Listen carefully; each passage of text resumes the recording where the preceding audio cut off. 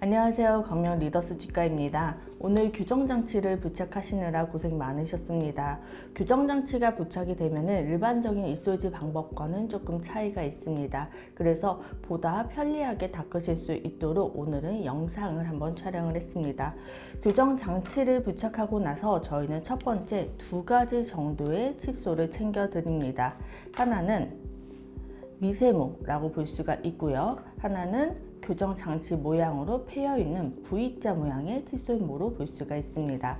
2가지의 칫솔 중 어떤 칫솔을 사용하셔도 크게 상관은 없으시지만 2가지 중에 하나만 쓰셔야 된다라고 하면은 미세모를 더 추천을 드립니다. 이유는 치아 사이사이에 V자로 패인 칫솔이 잘 들어가지 않기 때문입니다. 자, 그러면 어떻게 닦으시냐? 장치를 기준으로 저희는 위, 아래, 중간으로 나눕니다. 위쪽에 있는 기준에서 칫솔모가 들어가는데 약간 45도보다는 더 90도에 가깝게 장치랑 장치 사이 철사 아래에 칫솔모가 들어갈 수 있도록 넣어주시는 걸 추천드립니다. 이 상태에서 좌우로 왔다 갔다 진동감을 주시고요. 다시 한번 아래에서 위로 칫솔모를 넣으신 다음에 좌우로 왔다 갔다 진동감을 줍니다. 다시 한번 장치와 장치 사이에 중간에 넣은 다음에 좌우로 왔다 갔다 닦아주시면 됩니다. 여기서 추가적으로 나는 장치랑 장치를 더 깨끗하게 닦고 싶어 라고 했을 때 V자로 패인 교정용 장치를 닦을 수 있는 칫솔로 닦아주시면 되세요. 자, 앞니 쪽은 이렇게 닦아주시고 우리 치아의 앞궁이 앞니, 송곳니, 어금니가 달라지기 때문에 나누어서 닦는 걸 추천을 드립니다. 한 번에 모든 치아를 다 닦으려고 하면 깨끗하게 닦이지가 않아요. 그래서 앞니를 닦아주시고 송곳니와 작은 어금니, 큰 어금니를 나누어서 닦는 걸 추천을 드립니다.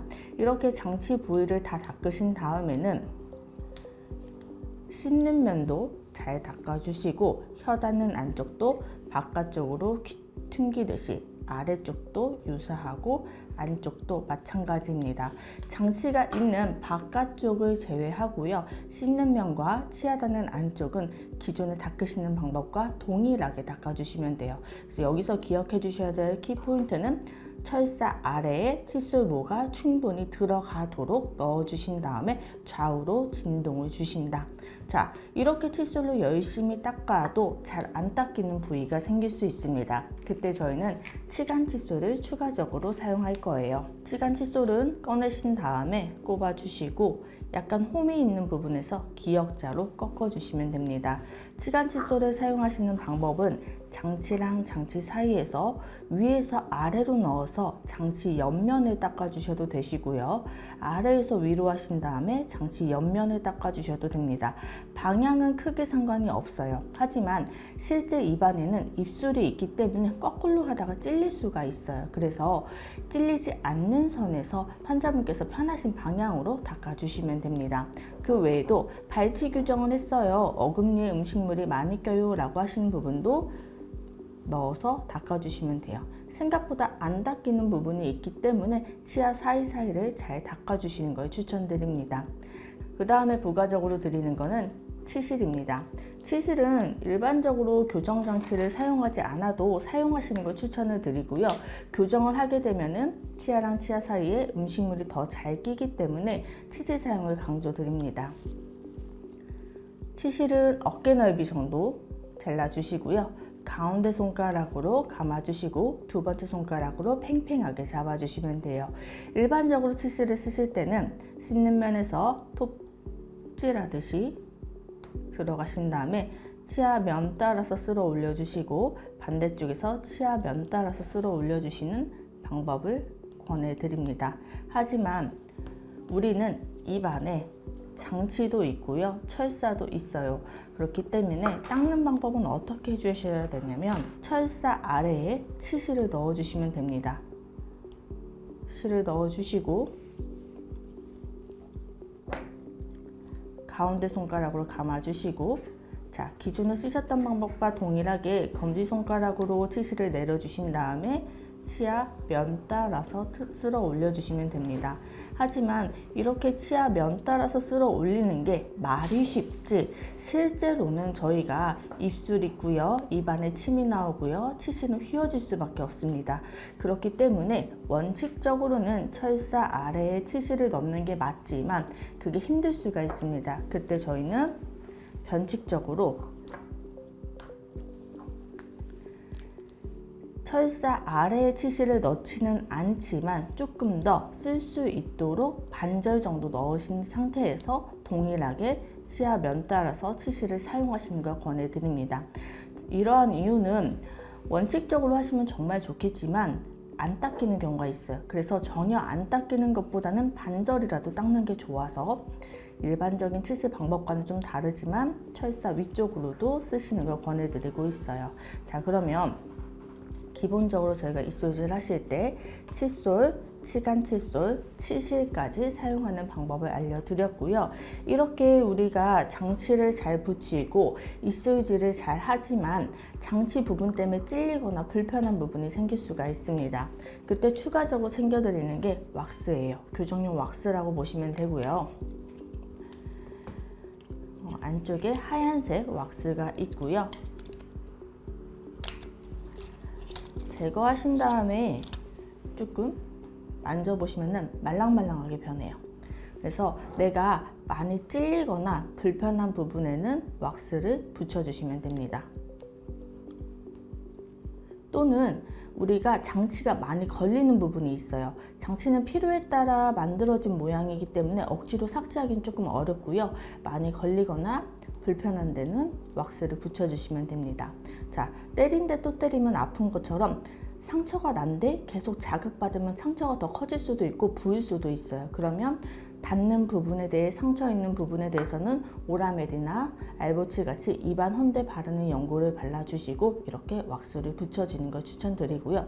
또는 철사가 이동해서 뒤에는 찔려요. 하지만 치과 올 시간이 없어요. 이럴 때도 왁스를 붙여주시고 내원해주시면 조금 더 입안 안에 상처가 생기는 걸 조금 방지할 수가 있습니다. 두 번째는요, 이렇게 왁스를 붙이다 보면 양치가 잘 안 돼요. 그래서 어금니 양치 방법은 조금 달라져야 돼요. 우리가 일반적으로 교정 장치가 있는 경우도 마찬가지지만 입을 크게 벌리면 이 턱뼈 때문에 교정 칫솔이나 일반 칫솔이 잘 안 들어가요. 그래서 우리는 어느 정도로 입을 벌려주는 게 좋냐면 위치로는 칫솔 모의 높이 정도, 방향을 바꿔서 보여드리면 내가 입을 크게 벌리지 말고요, 칫솔의 높이 정도 벌려주시는 거예요. 그 상태에서 칫솔 등으로 볼 등을 밀어서 아래로 넣은 다음에 이 장치 사이로 칫솔 모가 들어가도록.